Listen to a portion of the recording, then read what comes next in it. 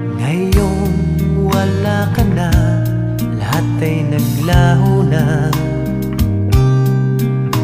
Buhat nang mawalay, nawalan na ng pag-asa.